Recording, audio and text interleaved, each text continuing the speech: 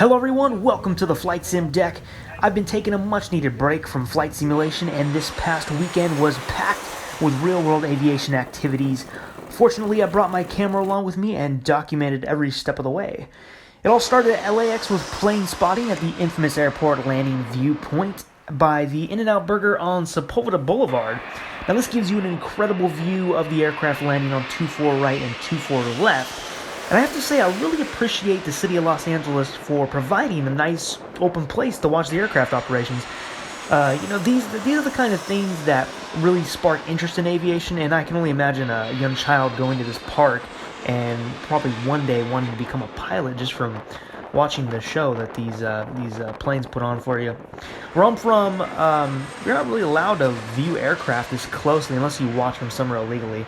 But either way, we just don't have a dedicated park by the airport where you can get great views of the aircraft landing. So again, I really appreciate the city of Los Angeles providing a place like this to watch the planes do their thing.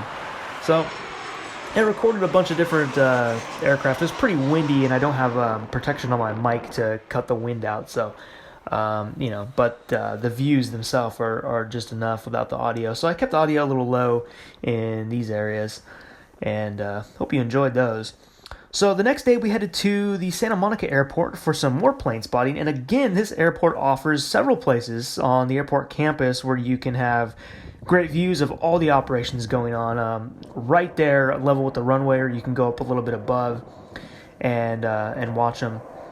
So got a whole bunch of stuff, a whole bunch of aircraft coming in. It's not quite as frequent as LAX, but just being up there for about 15 minutes, I got to watch several aircraft take off and land. So yeah, definitely recommend it. It's a spot where you could probably grab some lunch and sit down and watch the planes. I believe they have a spot on the north and the south side. I was on, I believe we were on the north end of it. I can't remember, but yeah, there's a corporate jet here taking off. I was lucky to catch that. All the rest was just some smaller prop planes, but that was the only jet that I saw that day. They recently just shortened the runway here, so it was nice to see this. And I had been wanting to get over this airport there because they're going to close it in 2028, I believe. So, this is, I got 10 years to come back. But yeah, it was one of the things on my bucket list was to go to this airport and watch the aircraft in that way. It was a beautiful day actually beautiful all weekend. Beautiful weather down in SoCal to do plane spotting. Totally clear, no rain. Almost felt like summer in a way. But just, yeah, perfect weather all weekend, as it usually is down in Los Angeles. And this was the last aircraft I watched come in, and then he parked, and then pretty much headed out after that. We went down the street, actually, to the Museum of Flying, and I originally didn't plan on going inside the museum, but I'm very glad that my wife, who actually used to work at the museum, said, we should just poke our head in and see what it looks like, at least. And with luck, they said they were setting up at a private event for that night, and the admission was free at the moment, so we got in for free. And while I was there, I actually troubleshooted a problem they were having with their TV, and they gave us free passes to come back next time, which I'm very excited to do this because they have a full 360 simulator that we want to try out next time. I've never seen one quite like that. You can do barrel rolls and flips upside down and stuff, so I'm looking forward to that. Then on Saturday, we traveled to Tehachapi, California, near the Mojave Desert. My wife's uncle is a glider pilot, and he treated us all to some gliding. This was the first time in my life that I actually got to hand fly a plane for about 6 minutes. The glider we flew is the SGS-233, and we also got to meet a very accomplished man in the aviation industry known as John Chapman. He's the main instructor that taught the pilot in command today that you'll see how to fly. And it was very nice talking to him and hearing some cool stories about gliders. Actually learned a lot of things, and this is us pushing the glider out there. He actually took each one of us up. He took me up, my wife, and my sister-in-law, all up for individual rides, which was which was pretty great. So this is me getting buckled into the glider for the first time. It's when you're in there, it's a really you're in there pretty tight, and you have to maneuver around so you're not obstructing the instruments. So for instance, the stick in between your legs is moving. You got to keep your legs out of the way. You got to keep your knee out of the way of the speed brakes, and keep your feet away from the pedals. So you kind of have to just adjust your body in a way to not obstruct any of that stuff. But yeah, we're getting ready to take off here. Not too much of a windy day. The next day actually got very windy, so we wouldn't even have been able to glide. So it was a perfect day to go. And here we are on the rollout. I wasn't quite sure how I was going to feel because this is actually my first time in a small aircraft. Every other plane I've flown on has been a commercial jet. So I'd never been on a plane like this, but it felt really natural. I wasn't sure if I was going to be like nervous or what, but it felt really natural. I don't know if that's because I was more focused on filming it or what, but yeah, we went up to 7,200 feet, which is 3,000 feet above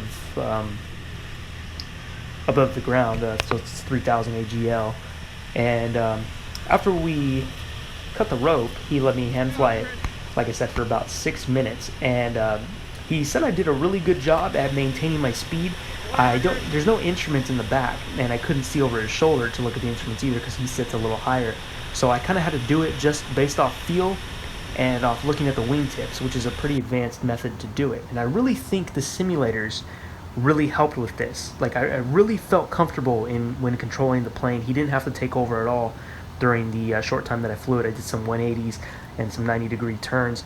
And yeah, it just felt really natural. I feel like, especially using the Oculus Rift with the gliders a lot recently, I feel like that really gave me a good perspective on how to operate it.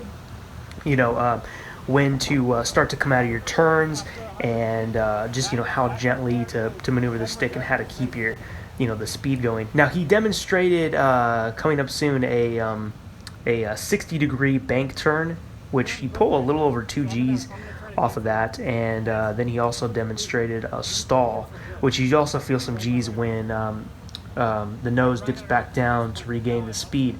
You really do feel that. So those were fun. Those are coming up in just a second. I'm getting a little ahead of myself with it. But great views up there. So much fun to glide. I'm probably going to do some more gliding. I think before I even work with power planes, I do think I will be doing some more gliding and going up for some actual instruction, which yeah, I think that'll be the way I want to go. I'll probably be back at this airport sometime, or maybe another one up in that area. But yeah, I do have some of that planned. So right here is coming up with the 60-degree bank turn.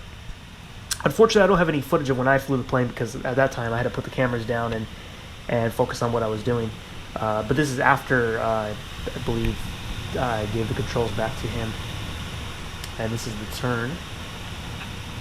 Probably pulling about 2.4 Gs, 2.2, somewhere around that range, above 2. And then next he showed me a stall. Sure. He was comfortable showing me these things because I'm aware of that you have to practice these things in aviation, stalls and whatnot. So Okay. here we're going up. And right as it stalls, the plane automatically wants to dip down, and then you regain your speed very quickly. You don't lose too much altitude in doing that. Wow. I can feel that. Okay. So now, But again, it was a comfortable weather, just mildly windy. Wasn't too cold, wasn't too hot. Kind of the perfect day. And then here we are on the landing. Now my knee actually, he told me after that my knee kind of got in the way at one point for the speed brake. So that's what I mean. You have to really watch out from that because there's like a little metal rod that turns, that'll be vertical and then it'll go horizontal, and you have to really be careful. But anyways, that's just going to do it for the trip. I had an amazing weekend of all this stuff, and I'm going to be back soon doing the simulation videos, but it was nice to do this vacation, nice to take a break and get out there and do some real airplane stuff. So Hope you guys enjoyed this vlog. I'm going to do many more, and I'll see you guys next time. You take care.